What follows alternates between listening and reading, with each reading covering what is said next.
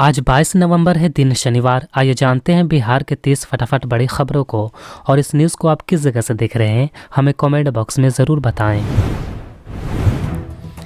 बिहार में 20 साल बाद नीतीश कुमार ने गृह मंत्रालय छोड़ दिया है। अब ये जिम्मेदारी बीजेपी के सम्राट चौधरी को दी गई है। वहीं फाइनेंस विभाग जेडीयू के पास है और मंगल पांडे फिर से स्वास्थ्य मंत्री बनाए गए हैं।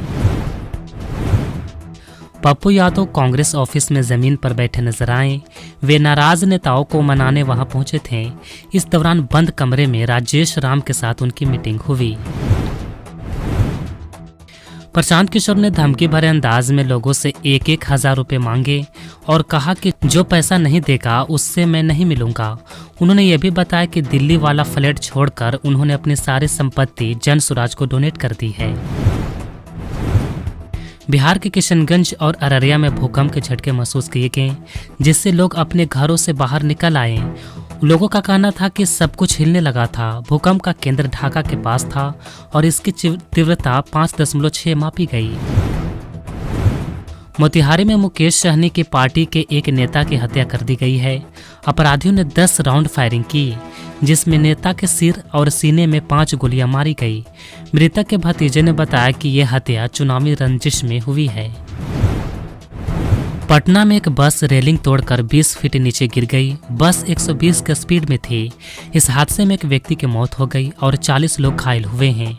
बताया जा रहा है कि बस का मालिक गाड़ी चला रहा था और उसे ड्राइविंग नहीं आती थी।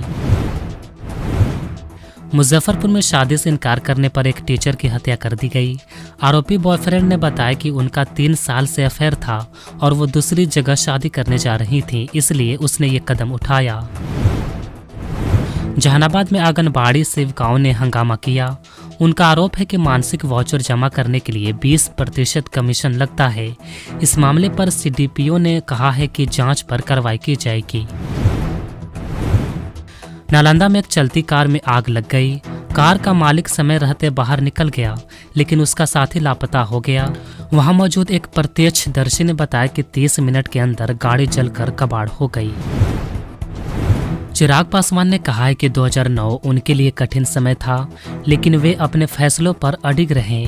उन्होंने जानकारी दी है कि जनवरी में खरमास खत्म होने के बाद उनकी पार्टी बिहार यात्रा करेगी और छोटी छोटी समस्याओं पर ध्यान देगी। कैमूर में एक नाबालिग का शव पेड़ से लटका हुआ मिला। वो शादी से पहले अपने प्रेमी के घर गई थी। परिजनों ने उसकी हत्या का आरोप लगाया है। भागलपुर में एक मकान मालिक ने लड़के और लड़की को संदिग्ध हालत में पकड़ा और पुलिस के हवाले कर दिया। छात्रा ने सफाई देते हुए कहा कि वो लड़का उसका मुंह बोला भाई है। बिहार के 22,734 शिक्षकों को नए साल का तोहफा मिला है। सरकार ने नई ट्रांसफर गाइडलाइंस जारी की है, जिसके तहत 31 दिसंबर से पहले उन्हें उनकी पसंद के स्कूलों में पोस्टिंग मिलेगी। पप्पू यादव ने एक बच्चे से नारे लगवाए और उसे 200 रुपये दिए। उन्होंने कांग्रेस नेताओं की ओर इशारा करते हुए कहा कि इन्हें मेरे नारे सुनाओ। इसके बाद बच्चे ने पप्पू यादव जिंदाबाद का नारा लगाया। बिहार के सभी जिलों में सुबह और रात में हल्की ठंड और दिन भर गर्मी परेशान करेगी। न्यूनतम तापमान भी 15 से 20 डिग्री सेल्सियस के बीच बना रहेगा। रोहतास जिला निवेश के लिए तैयार है, क्योंकि सरकार ने औद्योगिक विकास का रोडमैप जारी कर दिया है। इस पहल से जिले में उद्योगों की स्थापना और विकास को बढ़ावा मिलेगा, जिससे स्थानीय अर्थव्यवस्था मजबूत होगी और रोजगार के नए अवसर बढ़ेंगे। तेज प्रताप यादव ने मुख्यमंत्री नीतीश कुमार को सोशल मीडिया प्लेटफॉर्म पर बधाई दी है। उन्होंने पोस्ट कर लिखा कि उम्मीद है कि बिहार की 14 करोड़ आदरणीय जनता जनार्दन के सपनों को पूरा होगा। मुख्यमंत्री नीतीश कुमार के शपथ पर निशाना साधते हुए समाजवादी पार्टी के प्रवक्ता अब्बास हैदर ने दावा किया है कि भाजपा ने नीतीश कुमार को मजबूरी में मुख्यमंत्री बनाया है, लेकिन वो कब तक मुख्यमंत्री रहेंगे, इसका जवाब बिहार और देश की जनता जानना चाहती है।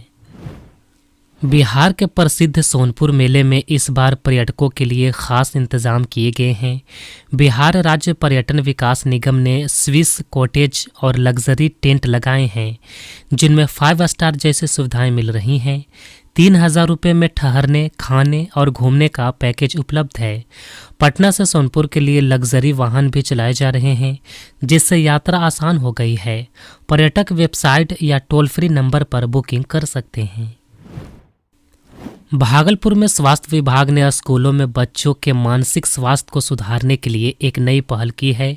75 शिक्षकों को प्रशिक्षित किया गया है, जो बच्चों के व्यवहार पर नज़र रखेंगे और असामान्य व्यवहार करने पर उनकी काउंसलिंग करेंगे। इस कार्यक्रम का उद्देश्य बच्चों को मानसिक रूप से मजबूत बनाना और उन्हें गलत रास्ते पर जाने से रोकना है।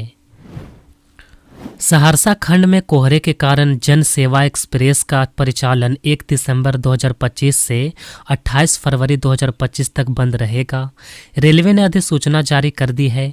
पूर्णिया कोट अमृतसर जनसेवा एक्सप्रेस 3 दिसंबर 2025 से 2 मार्च 2026 तक रद्द रहेगी। कोसी और सीमांचल क्षेत्र के मजदूर वर्ग को इससे परेशानी होगी। बिहार में ठंड बढ़ने के साथ प्रदूषण का स्तर भी बढ़ गया है। गुरुवार को पटना समेत 15 जिलों की हवा प्रदूषित पाई गई है, जिसमें हाजीपुर का वायु गुणवत्ता सूचांक सबसे अधिक 245 दर्ज किया गया। वहीं पूर्णिया में सबसे स्वच्छ हवा रही, जिसका AQI 41 मापा गया। बिहार में नई सरकार के गठन के बाद मंत्रिपरिषद में विभागों के बंटवारे की लिस्ट जारी हो गई है। भारतीय जनता पार्टी के हिस्से कई महत्वपूर्ण मंत्रालय आए हैं, जिसमें गृह, स्वास्थ्य, पथ निर्माण से लेकर पर्यावरण और नगर विकास जैसे विभाग शामिल हैं। वहीं सहयोगियों दलों LGPR, हम और RLM को भी उनके अनुपात के अनुसार विभाग दिए गए हैं। हाजीपुर में RPF और कस्टम विभाग ने राजधानी एक्सप्रेस से 23 लाख रुपए मूल्य का 1036 किलोग्राम विदेशी पोस्ता दाना जब्त किया।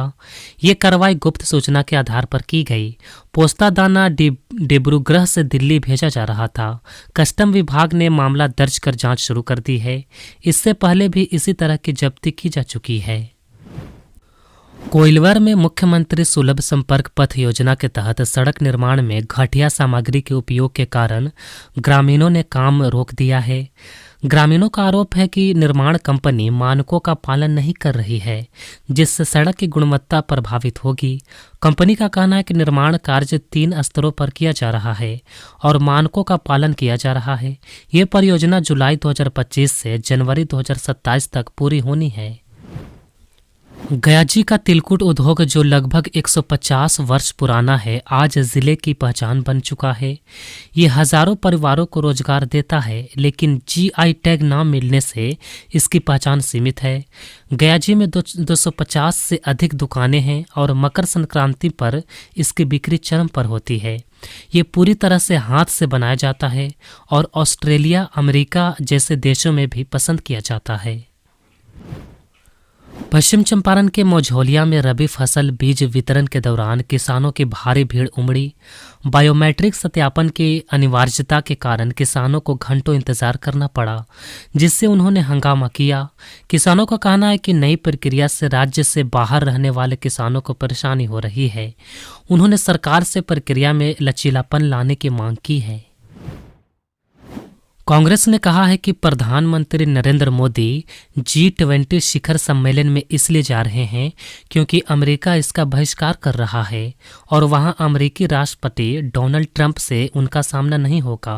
कांग्रेस ने कहा है कि याद कीजिए कि कुछ दिन पहले प्रधानमंत्री मोदी कुआलालंपुर में होने वाले भारत आसियान सम्मेलन में इसलिए नहीं गए थे क्योंकि वहां उनका आमना सामना राष्ट्रपति ट्रंप से होना था। उन्होंने लिखा कि अगला G20 शिखर सम्मेलन 1 साल बाद अमेरिका में होगा। तब तक शायद अमेरिका के साथ भारत की ट्रेड डील हो जाएगी, लेकिन जिस तरह राष्ट्रपति ट्रंप पिछले 7 महीनों में 61 बार ये दावा कर चुके हैं कि उन्होंने ऑपरेशन सिंदूर को रोका था, कल्पना कीजिए कि आने वाले 12 महीनों में वे ये दावा कितनी बार और दोहराएंगे। RJD ने बिहार में मंत्री पद की शपथ लेने वाले NDA के विधायकों पर निशाना साधा है। RJD ने X पर लिखा कि जो लोग महागठबंधन पर वंशवादी राजनीति करने का आरोप लगाते थे, वही वंशवादी राजनीति कर रहे हैं। RJD ने शपथ लेने वाले 10 विधायकों का नाम लेते हुए बताया कि वो किन नेताओं के रिश्तेदार हैं। उन्होंने जीतन राम मांझी, सम्राट चौधरी, उपेंद्र कुशवाहा, श्रेयसी सिंह, रमा निषाद, दीपक प्रकाश, विजय चौधरी, अशोक चौधरी, नितिन नवीन, अनिल कुमार और लेशी सिंह का जिक्र करते हुए बताया कि वो किन राजनेताओं के रिश्तेदार हैं। किशनगंज पुलिस ने 651 लीटर अंग्रेजी शराब जब्त कर बड़ी सफलता प्राप्त की है। इस कार्रवाई में 2 शराब तस्कर भी गिरफ्तार किए गए हैं। पुलिस को यह सफलता गुप्त सूचना के आधार पर मिली, जिसके बाद त्वरित कार्रवाई की गई। पटना में बख्तियारपुर मोकामा 4 लेन पर शुक्रवार सुबह तीर्थयात्रियों से भरी बस सड़क किनारे पलट गई। हादसे में एक महिला की मौत हो गई। 40 से ज़्यादा लोग घायल हैं। सभी घायलों को मोकामा स्थित ट्रॉमा सेंटर में भर्ती कराया गया है, जहां उनका इलाज जारी है। छपरा नगर थाना परिसर में ALTF की गाड़ी ने एक महिला को कुचल दिया, जिससे उसकी मौके पर ही मौत हो गई। मृतका आरती देवी घरेलू सहायिका के रूप में काम करती थीं। पुलिस ने चालक को हिरासत में ले लिया है और जांच जारी है। परिजनों ने न्याय की गुहार लगाई है। जनसुराज पार्टी के संस्थापक प्रशांत किशोर ने कहा है कि वो दिल्ली में अपने परिवार के लिए एक घर छोड़कर पिछले 20 वर्षों में कमाई गई अपनी पूरी संपत्ति पार्टी को दान कर देंगे। बिहार में पश्चिम चंपारण के भितरहवा में उन्होंने कहा कि जिन लोगों को लालच देकर 10,000 रुपये की पहली किस्त दी गई थी, अब उन सभी लोगों तक पहुंचना और ये सुनिश्चित करना जनसुराज की जिम्मेदारी है कि वे सरकारी सिस्टम में ना उलझें। उन्होंने कहा कि 15 जनवरी के बाद हम हर घर जाएंगे और उनका फॉर्म भरवाएंगे ताकि उन्हें 2 लाख रुपए मिल सके। ये बिहार नवनिर्माण संकल्प अभियान शुरू किया जाएगा। संयुक्त अरब अमीरात में आयोजित दुबई एयर शो में प्रदर्शन के दौरान भारत का स्वदेशी लड़ाकू विमान तेजस क्रैश हो गया। भारतीय वायुसेना ने दुबई एयर शो में तेजस विमान के दुर्घटनाग्रस्त होने की पुष्टि कर दी है। वायुसेना ने बताया है कि हादसे में विमान के पायलट को गंभीर चोट आई, जिसकी वजह से उनकी मौत हो गई। समाचार एजेंसी PTI ने घटना से जुड़ा एक वीडियो पोस्ट किया है। इस वीडियो में एक विमान सीधा जमीन की ओर गिरता नजर आ रहा है, जिसके बाद आग और काले धुएं का गुब्बार उठता हुआ दिखता है।